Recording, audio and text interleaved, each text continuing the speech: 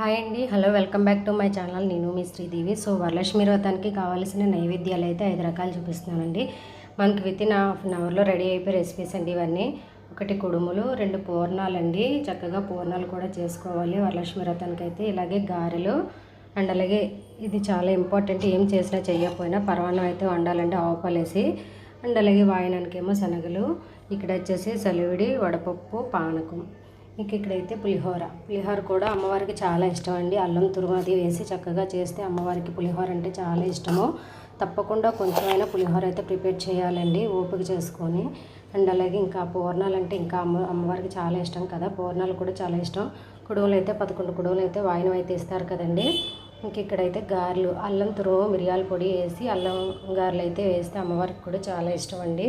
So ఇదండి ఇవాళ వరలక్ష్మి వ్రతం నైవేద్యాలు. నచ్చితే లైక్ చేయండి తప్పకుండా. Thanks for watching, friends.